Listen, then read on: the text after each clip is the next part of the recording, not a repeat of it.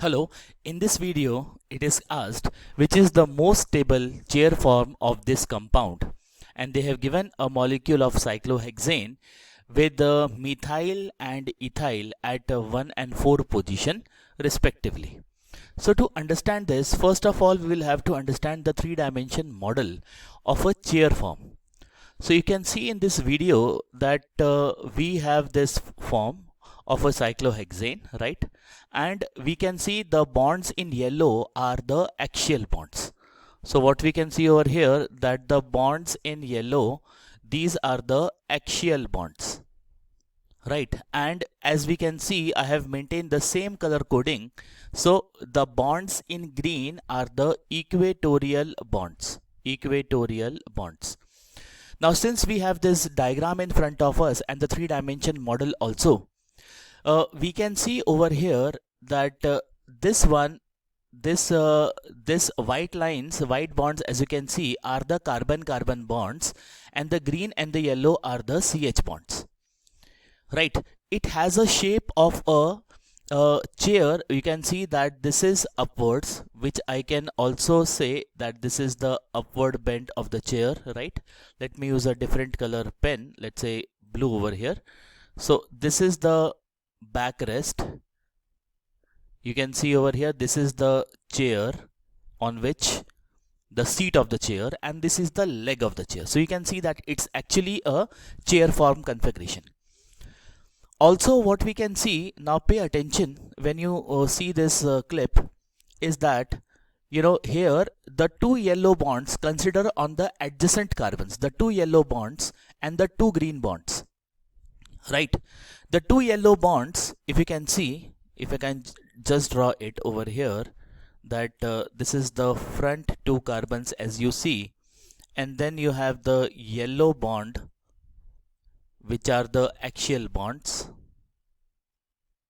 right? And you can see that to maintain tetrahedral, one of the green bond is coming outside and this one is going up. Can you see this? Right? So the distance between the two axial bond is less. We can see that the distance between the two axial bond is less, so more repulsion. So where are you going to put your bulky substituents?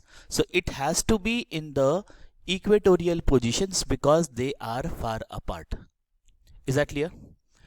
Also, you can see over here that the rear carbon, which has you can see over here, this is the green which is above, and this front carbon, if I draw a plane through it, it is dividing the molecule into two equal halves, which means it is having a plane of symmetry. Many a times, student ask the question ki how come a chair form has a plane of symmetry. So we can see, so if we draw this plane, we can see that the two yellow are reflections, the two greens are reflections, and so on. So it has a plane of symmetry as well. So this was something which is very clear from this particular video, right? Now what I'm trying to say over here, that if you talk about the adjacent carbon, as you can see in the video, this yellow and this green one, they are coming above the plane. So these two will be the cis position. This will be the cis position, and this will be one green and one yellow will be the trans positions.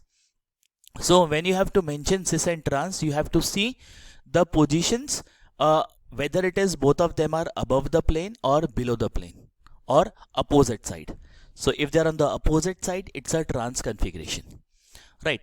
Now coming back to our question, the question says that what is the most stable chair form of this particular compound, right? So what we can do is, we just want to put the bulky substituent on the equatorial position, right? So call this as first carbon, right? This is first over here, this is second, third and fourth. First, second, third and fourth. Now we can see that to make it the most stable configuration, I will have to place ethyl on which position? It has to be on the equatorial position, as I have mentioned. So ethyl is going to come over here. It is above the plane, therefore it is also represented by the wedge, On the other hand side, because you can see the fourth carbon, first and the fourth carbon substituent are on the same side, matlab it is a cis isomer. So if it is coming above the plane, then it has to be also above the plane. So it will be the axial substituent. So methyl is going to come over here and ethyl is going to come over here. Is that clear? Right, so ethyl would be at what? Equatorial position, and methyl would be at what? The axial positions. Now see the options where you have ethyl at equatorial positions and methyl at axial position. Automatically you can see that option number B is correct, because here we can see that the ethyl is at equatorial and methyl is at axial positions. So for question number 28, answer would be